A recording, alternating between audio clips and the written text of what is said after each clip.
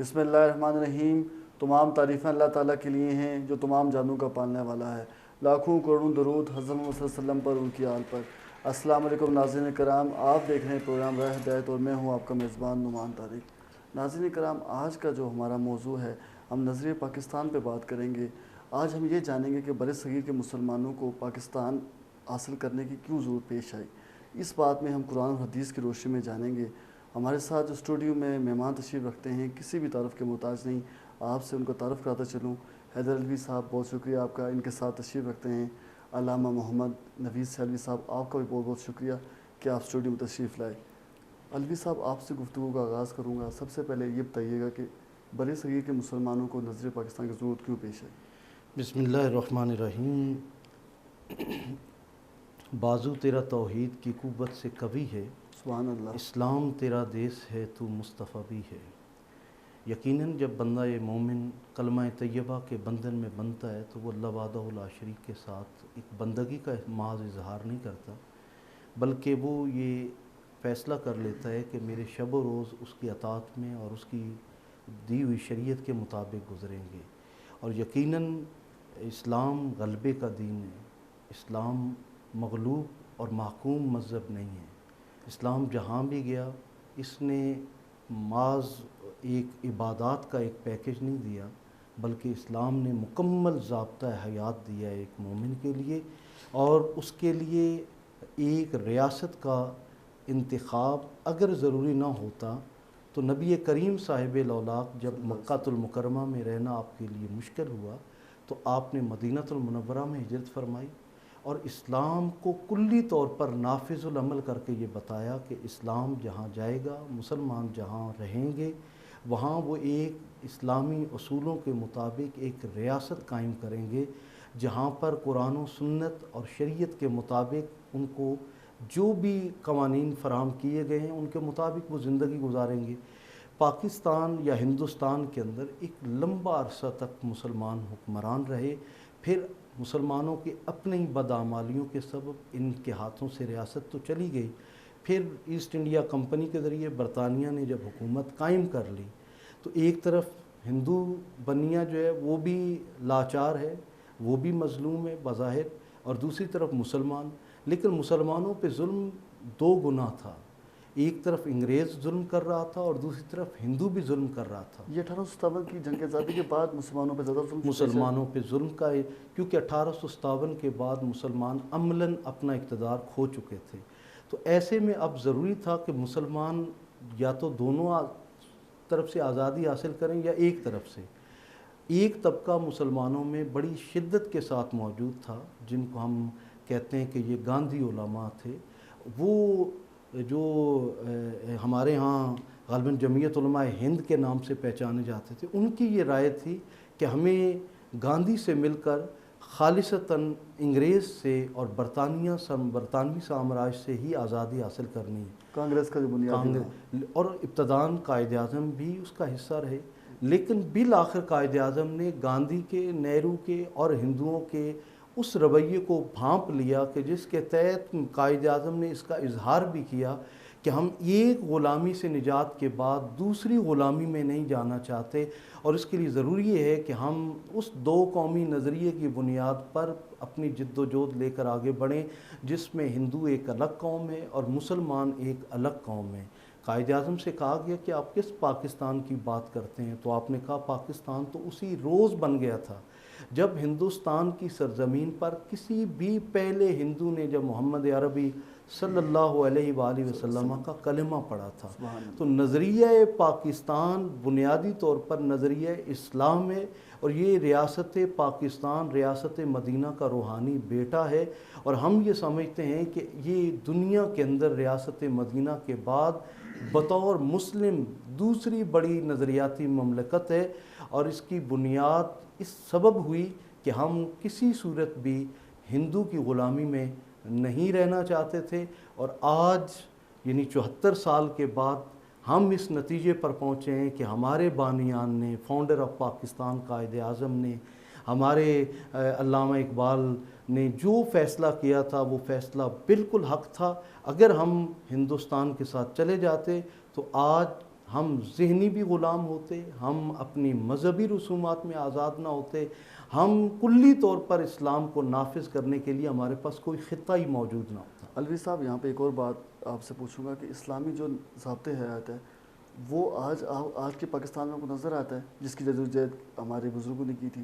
میں یہ سمجھتا ہوں کہ کلی طور پر ہمیں نظر نہیں آتا، لیکن جہاں آپ کو یہ نظر آتا ہے کہ آپ کے تمام مسالک، تمام مذاہب کلی طور پر یہاں آزاد ہیں اپنی عبادت کرنے میں، اور کوئی اگر کرسچن بھی ہے تو اس کو یا چرچ غیر محفوظ نہیں ہے، اگر کوئی ہندو ہے تو اس کو بھی یہاں پر مندر کی اجازت ہے، وہ اس کا مندر آزاد ہے، اس کو اپنی عبادات میں پرابلم نہیں ہے۔ یہاں پر جو مسالک کی تقسیم مسلمانوں کے اندر موجود ہے ان کی تمام کی عبادات کلی طور پر موجود ہیں۔ یہاں شرعی عدالت آج بھی موجود ہے، یہاں آج بھی پارلیمنٹ کے باہر لا الہ الا اللہ محمد رسول اللہ لکھا ہے، اور آپ کا جو آئین ہے وہ انشور کرتا ہے اس بات کو کہ سپریم لا قرآن و سنت ہوگا۔ اس کا مطلب یہ ہوا کہ ہم اگر اس کو نافذ نہیں کر رہے وہ ہماری کمزوری ہے، وگرنہ آئین یہ تحفظ فراہم کرتا ہے کہ یہاں پر جتنے بھی قوانین ہوں گے کوئی بھی قرآن و سنت کے خلاف نہیں ہو سکتا۔ ماشاءاللہ بڑا تفصیلی اور بہت جامع آپ نے جواب دیا۔ جی علوی صاحب سیلوی صاحب آپ سے پوچھوں گا کہ حب وطن قرآن حدیث کی روشنی میں۔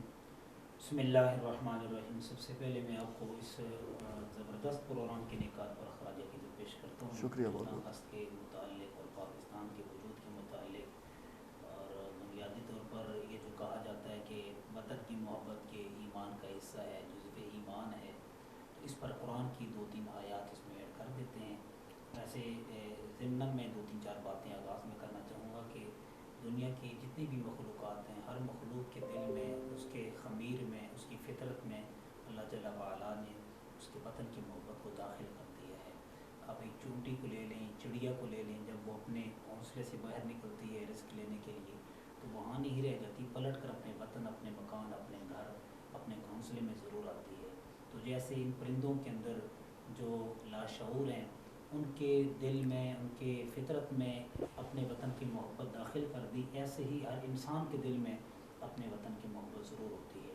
سابقہ انبیاء علیہ السلام کے قرآن کے اندر بہت سارے واقعات موجود ہیں، ان میں سے ایک واقعہ جو حضرت سیدنا موسیٰ علیہ السلام کے متعلق ہے۔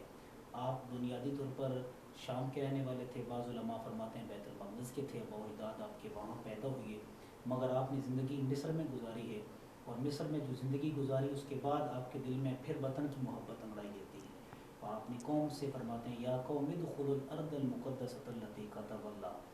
یہ قرآن پاک کا یہ نص قرآن سے ہے کہ آپ کے وطن کی محبت آپ کی فطرت میں، آپ کے خمیر میں اللہ پاک نے داخل کر دی ہے۔ تو قوم نے جانے سے انکار کر دیا، تو حضرت سیدنا موسیٰ علیہ السلام نے 12 نقیب بھیجے شام میں، وہاں کے حالات کا تجزیہ کرنے کے بعد پلٹ کر آئیں اور بتائیں کہ وہاں ہم کیا داخل ہو سکتے ہیں یا نہیں داخل ہو سکتے۔ 12 نقیب جب پلٹ کر رہے تو حالات وہاں کے ایسے تھے کہ وہاں داخلہ ممکن نہیں تھا۔ قرآن کا واقعہ ہے سورہ مائدہ کا۔ تو حضرت سیدنا موسیٰ علیہ السلام نے فرمایا اپنی ان 12 نقیبوں سے کہ آپ میری قوم سے اس بات کا ذکر نہ کرنا تاکہ وہ بوزدل نہ ہو جائیں اور جانے سے انکار نہ کر دیں، مگر 10 جو نقیب تھے انہوں نے ذکر کر دیے قوم سے، اور قوم کو بوزدل کر دیا اور انہوں نے جانے سے انکار کر دیا، مگر 2 نقیب تھے جن کا ذکر قرآن میں آج بھی موجود ہے۔ انہوں نے کہا کہ تم نہ مرد نہ بنو، ہم اپنی فتح حاصل کریں گے اور اپنا وطن حاصل کریں گے، اگرچہ ہمیں جانیں دینی پڑ جائیں، اگرچہ ہمیں اپنی جان کی بھیک مانگنی پڑ جائے، اگرچہ ہمیں مال قربان کرنا پڑ جائے، مگر آج ہم اگر مال یا جان دیتے ہیں تو کل ہماری نسلیں آزادانہ زندگی گزاریں گی، ہمارا وطن فتح ہو جائے گا اور ہم آزادانہ ہماری نسلیں زندگی آرام سے سکون سے گزاریں گی۔ تو سیدنا موسیٰ علیہ السلام کے دل میں بھی اپنے وطن کی محبت موجود تھی۔ سیدنا ابراہیم علیہ السلام کے بارے میں قرآن میں آتا ہے وَإِذْ قَالَ إِبْرَاهِيمُ رَبِّ اجْعَلْ هَٰذَا بَلَدًا آمِنًا۔ اپنے وطن سے اتنی محبت تھی کہ ہمیشہ اپنے وطن کے لیے دعا مانگتے تھے کہ مولا میرے وطن کو امن کا گہوارہ بنا۔ سبحان اللہ۔ یہ کیسے ہو سکتا ہے کہ انسان کے دل میں اپنے وطن کی محبت نہ ہو؟ اگرچہ یہ حدیث نہیں ہے کہ حضور نے نہیں فرمایا کہ وطن کی محبت ایمان کا حصہ، یہ حدیث نہیں ہے، مگر یہ بات درست ہے کہ اگر وطن کی محبت کے بارے میں کہا جائے تو ہم کہتے ہیں کہ ہمارے دل میں وطن کی محبت موجود ہے۔ آج بھی پاکستان کے لیے جن لوگوں نے قربانیاں دی ہیں، پاکستان بننے سے لے کر اب تک کیوں دی ہیں؟ اپنے وطن سے محبت تھی تو دی ہے نا۔ 10 لاکھ سے زائد مسلمان اپنے بچے قربان کرتے ہیں، اپنے آپ کو قربان کرتے ہیں، اپنی نسلیں قربان کرتے ہیں، اپنی مائیں عزتیں قربان کرتی ہیں، اپنی بچیاں قربان کرتی ہیں. کس لیے کرتی ہیں؟ وطن کی محبت کی وجہ سے کرتی ہیں. آقا کریم صلی اللہ علیہ وسلم کی سیرت سے ہمیں معلوم ہوتا ہے کہ حضور جب اپنا وطن چھوڑنا پڑا، جہاں پر حضور نے 53 سال زندگی گزاری ہے، مکہ شریف میں ہجرت پر مجبور کر دی ہے قوم نے، کعبۃ اللہ کے سامنے جا کر کیا فرمایا؟ تو کتنا پاکیزہ ہے، تو جانتا ہے کہ میں تجھ سے کتنی محبت کرتا ہوں، مگر یہ قوم مجھے یہاں رہنے نہیں دیتی، میرا جانا مجبوری ہے. لیکن حضور نے یہ بھی فرمایا کہ میں جا رہا ہوں وطن، تمہیں چھوڑوں گا نہیں. ایک وقت زمانے نے پھر دیکھا کہ حضور مدینہ میں اپنی فوج تیار کر کے اپنے وطن کو پھر آزاد کرواتے ہیں سبحان اللہ مشرکین سبحان مکہ سے. اللہ. کعبۃ اللہ کے سین میں 360 بت تھے. اگر امن کی بات کہتے ہیں نا کہ امن کی بات ہے کہ یہاں سب کچھ جائز ہے، تو حضور فرماتے کہ چلو مشرکین مکہ تم 360 بت یہاں پر قائم رکھو، ایک جانب تم اپنے بتوں کی عبادت کرو، دوسری جانب ہم اللہ کی عبادت کریں گے. لیکن فرمایا لکم دینکم ولی دین، دو قومی نظریوں کا آغاز تو میرے نبی نے خود فرما دیا سبحان اللہ. کہ تم بتوں کی عبادت کرتے ہو، ہم اللہ کی عبادت کرتے ہیں، تمہارا دین اور ہے ہمارا دین اور ہے. تو حضور کی سیرت سے حب وطن کا درس ملتا ہے. تو آج ہم بھی اپنے وطن سے محبت اس لیے کرتے ہیں کہ میرے آقا کی محبت، انبیاء کی محبت اور درس قرآن ہے کہ اپنے وطن سے محبت کرنا کوئی جرم نہیں. اللہ نے ہر مخلوق کی فطرت میں اور اس کے خمیر میں وطن کی محبت کو داخل فرما دیا ہے. کوئی بھی اپنے وطن کی محبت کے بغیر نہیں رہ سکتا. سبحان اللہ ماشاء اللہ. جی الوی صاحب اب آپ کی طرف آتے ہیں. آپ یہ بتائیے گا کہ ہمارے پاکستان میں نوجوانوں کی کیا ذمہ داری ہے، وہ کیسا پاکستان چاہتے ہیں؟ اس کے بعد آپ یہ بھی ساتھ شامل کر لیں گے جو ہمارے علماء اکرام کی کیا ذمہ داری ہے، کیا وہ پوری کر رہے ہیں؟ یقیناً جہاں ذمہ داریوں کی بات آتی ہے تو ہم ایک ایسے ملک کے اندر ہیں جو کہہ سکتے ہیں کہ ابھی ترقی پذیر ہے، اور ترقی پذیر مملکوں کے اندر جو بڑی تعداد ہوتی ہے وہ ان لوگوں کی ہوتی ہے جو اپنے حقوق کے لیے کوشش کر رہے ہوتے ہیں. وہ اپنی ذمہ داریوں سے لا تعلق ہوتے ہیں، صرف اپنے حقوق کی جنگ لڑ رہے ہوتے ہیں. جی لیکن زندہ قومیں وہی ہوتی ہیں جو حقوق کے ساتھ ساتھ اپنی ذمہ داریوں کا بھی احساس کریں. قائد اعظم محمد علی جناح رحمۃ اللہ علیہ نے پاکستان بننے کے بعد بڑے باشگاف الفاظ میں کہا تھا کہ پاکستان تو بن گیا ہے اور یہ نوجوانوں ہی کی محنت اور کوشش سے بنا ہے. قائد اعظم نے پشاور یونیورسٹی میں جا کر نوجوانوں کا شکریہ ادا کیا تھا کہ اگر تم میرا ساتھ نہ دیتے تو پاکستان کبھی نہ بنتا. علی گڑھ یونیورسٹی سے اس تحریک نے بہت عروج حاصل کیا، اور وہ بھی نوجوان علماء تھے جنہوں نے قائد اعظم کے دست و بازو بنے اور سپورٹ کیا. لیکن جب پاکستان بنا تو اس کے بعد قائد اعظم نے یہ کہا کہ اب تمہارے کندھوں پر ہے، تم چاہو تو اسے ایک بہت بڑا دنیا کے اندر جیسے کہا جاتا ہے کہ ایشین ٹائیگر بنا لو، چاہو تو اسے اسلام کا قلعہ بنا دو، چاہو تو اسے ڈبو دو. پاکستان ہمیشہ رہنے کے لیے بنا ہے. اور ڈاکٹر اشفاق نے کہا تھا کہ اس کی مثال حضرت صالح علیہ السلام کی اونٹنی کی جیسی ہے، جس نے بھی اسے نقصان پہنچانے کی کوشش کی وہ خود اپنے آپ کو نقصان پہنچائے گا. اس نے صبح قیامت تک رہنا ہے. لیکن یقیناً جو نوجوان ہیں وہ کسی بھی معاشرے کا بڑا اہم کردار ہوتے ہیں. اگر وہ اپنی ذمہ داریوں کو محسوس کر لیں تو وہ قوم بہت آگے بڑھتی ہے، اور اگر وہ اپنی ذمہ داریوں سے آنکھیں چرانے لگ جائیں تو وہ قومیں تباہ ہو جاتی ہیں. پاکستان جس میں 70% یوتھ ہے، یقیناً یہ دنیا کے اندر ایک چند ممالک کہہ لیں یا کوئی ایک آدھ ایسا ہو شاید اس کے علاوہ، وگرنہ پاکستان کے پاس اللہ پاک نے اتنی بڑی یوتھ، اس قدر نوجوان ہیں کہ اگر یہ چاہیں تو پہاڑ سے ٹکر لے سکتے ہیں، اگر یہ چاہیں تو دنیا کی ہر مشکل سے ٹکرا سکتے ہیں. ایسے میں اللہ تعالیٰ نے پاکستان کو یہ خزانہ تو دیا ہے نوجوانوں کا، لیکن اگر نوجوانوں کو صحیح سمت کا تعین نہ ہو، اگر انہیں اپنی منزل کا پتہ نہ ہو تو یقیناً ان کا وقت بھی ضائع ہوتا ہے. ان کے پاس اگر مناسب تعلیم نہیں ہے، یعنی باشعور طبقے وہی ہوتے ہیں جو مناسب تعلیم دیں، ٹیکنیکل تعلیم دیں. ہمارے ہاں تھیوری تو بڑی شدت سے پڑھی اور پڑھائی جا رہی ہے، لیکن جب آپ ٹیکنیکل تعلیم کی بات کرتے ہیں تو پاکستان اس میں بہت پیچھے رہ گیا ہے.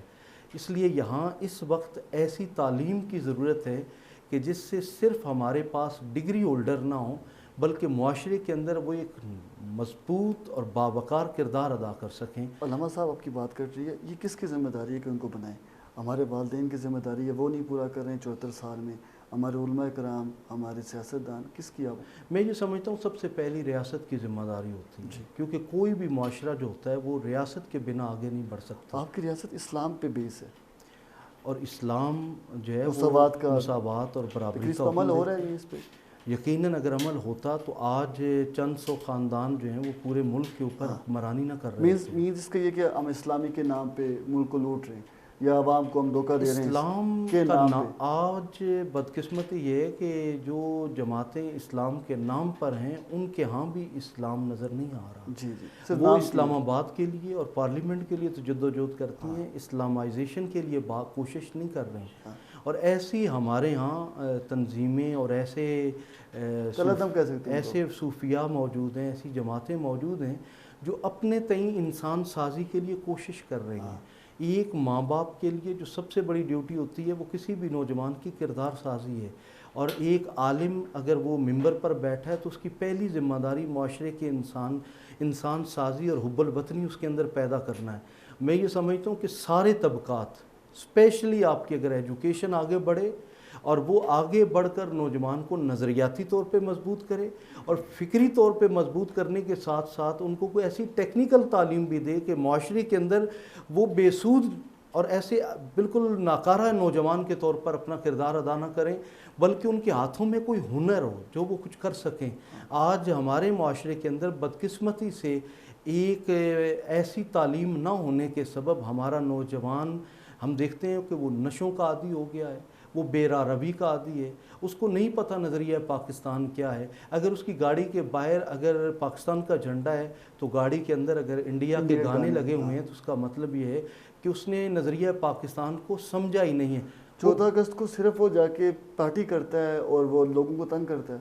لیکن اگر اسے یہ یاد ہو کہ پاکستان بنتے وقت ہم دنیا کے اندر جو سب سے بڑی ہجرت ہے معلوم انسانی تاریخ میں وہ تحریک پاکستان کے دوران ہوئی ہے، چاہے وہ ہندو یا سکھ یہاں سے وہاں گئے ہوں یا وہاں سے یہاں آئے ہوں، تھے تو انسانی ہجرت ہے۔ سب سے بڑی، اور وہ ہجرت کس بنیاد پر ہوئی تھی؟ وہ نظریے کی بنیاد پر ہوئی تھی۔ وہ پاکستان کو اسلام کا قلعہ سمجھ کر ہمارے بڑے یہاں ہجرت کر کے آئے تھے۔ اگر آج ہماری کمٹمنٹ اسلام کے ساتھ نہیں ہے، مطلب ہم یہ کہیں کہ کشمیر میں جو خون بہہ رہا ہے تو یہ کشمیریوں کا ہے جی، ہمارا نہیں ہے، تو اس کا مطلب ہے ہم نے نظریے سے اپنا منہ پھیر لیا ہے۔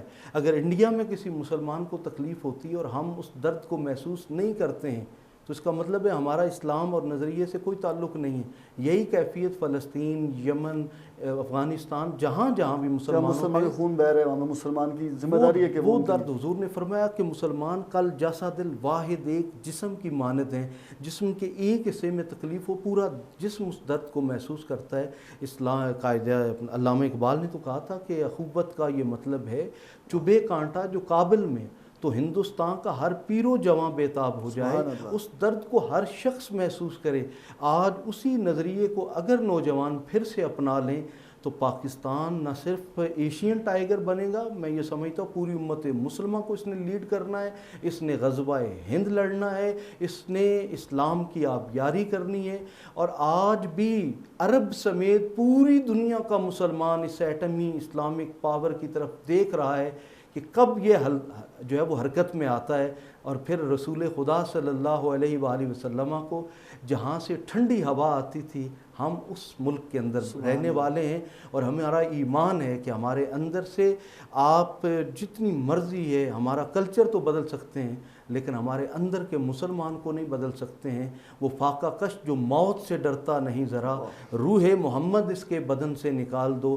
یہ جب تک روح محمد ہمارے اندر مچل رہی ہے، انشاءاللہ پاکستان کا مسلمان اور یہاں کا نوجوان کبھی بھی پاکستان سے اور نظریہ پاکستان سے غداری نہیں کر سکتا۔ سبحان اللہ۔ جی سیلوی صاحب، اب آپ کی طرف آتے ہیں اور آپ سے پوچھتے ہیں کہ نظریہ پاکستان کی جو ڈیفینیشن علامہ اقبال نے دی تھی، اس کے ساتھ ساتھ نوجوانوں کے لیے انہوں نے فرمایا تھا، وہ بھی آپ بیان فرما دیں۔ نوجوانوں کے لیے سب سے بڑا کردار ہمارا قائد اعظم کی ذات ہے کہ جنہوں نے اس ملک کو صرف اور صرف خالصتاً نظریے کی بنیاد پر حاصل کیا ہے، اور ہمارے نظریے کی کوئی سرحد نہیں ہے، حد بھی نہیں ہے۔ دنیا کی کسی کونے میں جو بھی کلمہ گو ہے وہ ہمارا ہے۔ اس پہ خاص بات یہ کہ قائد اعظم نے جب پاکستان کو مکمل کر لیا، حاصل کرنے کے بعد پیر جماعت علی شاہ صاحب نے آپ کو گفٹ بھیجا۔ ہم نے اپنے بچوں کو کیا درس دینا ہے اس متعلق؟ پاکستان ایسے نہیں بنا۔ ہم نے جس انداز میں پاکستان کا سیلیبریٹ ہم کرتے ہیں 14 اگست کو، وہ ہمارے سامنے ہے۔ صرف نغموں سے پاکستان جو ہے وہ پاکستان کا حق ادا نہیں ہوتا، یا صرف ہم گاڑی پہ جھنڈے لگانے سے پاکستان کا حق ادا نہیں ہوتا. پاکستان کے بننے کے جو مقاصد ہیں ان کو پیش نظر رکھا جائے. پھر جماعت علی شاہ صاحب نے 3 گفٹ بھیجے تھے قائد اعظم کو جب آپ نے پاکستان کو مکمل کیا، جو کہ علماء اور اہل سنت کا بھرپور کردار رہا ہے اس میں. تو آپ نے جب وہ گفٹ نکالے تو ان میں سب سے پہلے اللہ کا قرآن تھا. سبحان اللہ. اور قائد اعظم خاموش ہو جاتے ہیں تو اپنے ملازم سے فرماتے ہیں کہ دیکھا جماعت علی شاہ نے قرآن کیوں بھیجا مجھے؟ وہ مجھے بتانا چاہتے ہیں کہ ملک تو بن گیا، اب اس کے نظام کے لیے میں تمہیں کتاب دے رہا ہوں. سبحان اللہ. یہ ہمارا نظام ہے. اور قائد اعظم بارہا دفعہ جہاں گفتگو فرماتے تھے آپ سے پوچھا جائے کہ ملک پاکستان آپ بنا رہے ہیں، اس کا نظام کہاں سے لائیں گی، تو آپ فرمایا کرتے تھے نظام تو میرے اللہ نے 1400 سال پہلے قرآن کی صورت میں ہمیں دے دیا ہے. اور دوسرا گفٹ تھا کہ آپ نے جب نکالا تو اس میں تسبیح تھی. پھر جماعت علی شاہ صاحب نے تسبیح بھیجی اور آپ نے جب تسبیح کو باہر نکالا تو پھر خاموش ہو کر تھوڑی دیر کے بعد بولتے ہیں اپنے غلام سے، اپنے جو تھا آپ کا ملازم اسے فرماتے ہیں دیکھا جماعت علی شاہ نے مجھے تسبیح بھیجی ہے کہ پاکستان کے نظام کو چلانے کے لیے مصطفیٰ پر درود پڑھتے جاؤ تو نظام پاکستان چلتا رہے گا.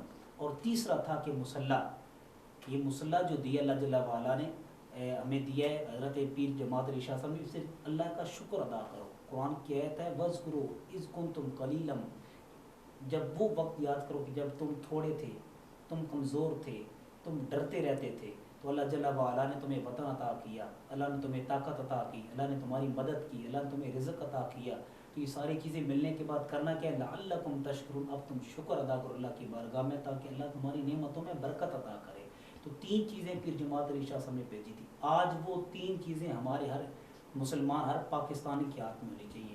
14 اگست کو کم از کم ہر مسلمان، ہر پاکستانی 2 رکعت نماز نفل پڑھ کے اپنے شہدائے پاکستان کے لیے دعا تو کر سکتا ہے. ہم اپنے بچوں کو کیا سکھائیں؟ 14 اگست کو ہم گھر میں جا کر بچوں کو صرف یہ نہ بتائیں کہ بیٹا ہم نے روڈوں پہ گھومنا ہے یا ملی نغمے سننے ہیں، بلکہ بچے قرآن پڑھنا ہے. 10 لاکھ سے زائد مسلمانوں نے جانیں قربان کی ہیں. ان کی سربلندی، درجات کی سربلندی کے لیے ہاتھ اٹھانے ہیں، دعائیں کرنی ہیں، اور اپنے وطن کے غریبوں کا خیال کرنا ہے، اور اپنے وطن کے پڑوسیوں کا خیال کرنا ہے، اپنے وطن کے ہر شہری کا خیال کرنا ہے، ان کے حق ادا کرنے ہیں. جب ہم اپنے وطن کے حقوق ادا کریں گے، اپنے وطن کے شہری کا خیال کریں گے، اپنے وطن کے پڑوسی کا خیال کریں گے، اپنے بڑے کی تعظیم کریں گے. سر صاحب یہ سب باتیں آئیں گی کیسے؟ ہم سب پورے معاشرے میں اس ہمارے والدین بھی یہ بات نہیں بتاتے ہیں، ہمارے علماء کرام بھی معذرت کے ساتھ اگر پورا مہینہ اگر 14 اگست تک ہمارے ٹی وی چینل والے بہت سے نہیں دکھاتے ہیں، وہی چیز دکھاتے ہیں جو ریٹنگ میں آتی ہے، وہ نہیں دکھاتے ہیں. آپ کے ساتھ میں گزارش کروں، یہ بات ہماری ذمہ داری ہے کہ اگر ہم سارے روڈوں پہ نکل کے اگر ہم اپنے حقوق کے لیے لڑ سکتے ہیں تو 14 اگست سے پہلے پورے 14 دن اگر ہم یہ کہیں کہ ہر جگہ قرآن خوانی ہوگی، جیسے 14 جس طرح 12 ربیع الاول کو ہوتی ہے، اگر اس طرح ہم کریں تو چینجنگ آ سکتی ہے. ہمارے سکولز میں، ہمارے مدارس میں، ہماری مساجد میں، اور ریاست کی ذمہ داری بنتی ہے بالخصوص، اور میڈیا کردار ادا کرے کہ اپنے ٹی وی چینلز پر 14 اگست سے قبل اس طرح کے پروگرام کا انعقاد کرے تاکہ ہماری آنے والی نسلوں کو اپنے وطن کی محبت اور جذبہ ایمان اور اپنے وطن کے لیے لڑنے کا شوق اور جذبہ پیدا ہو، اپنے وطن کے بچانے کے لیے، بقائے وطن کے لیے. لوگ بیٹھ کر کہہ دیتے ہیں پاکستان ختم ہونے والا ہے، فلاں نے ایسا کر دیا، فلاں نے ایسا کر دیا. میں عموماً کہا کرتا ہوں کہ یہ بلڈنگ جس کی بنیادوں میں سریہ لگا ہو یا سیمنٹ لگا ہو یا اینٹیں لگی ہوں، لوگ کہتے ہیں یہ بہت مضبوط کام ہو گیا ہے. تو جس بلڈنگ کی بنیادیں سیمنٹ سے ہوں تو اس پر فخر کرتے ہیں. اس پاکستان کی بنیادوں میں سیمنٹ سریہ نہیں ہے، اس پاکستان کی بنیادوں میں 10 لاکھ سے زائد مسلمانوں کا خون لگا ہوا ہے، عشاقان مصطفیٰ کا خون ہے.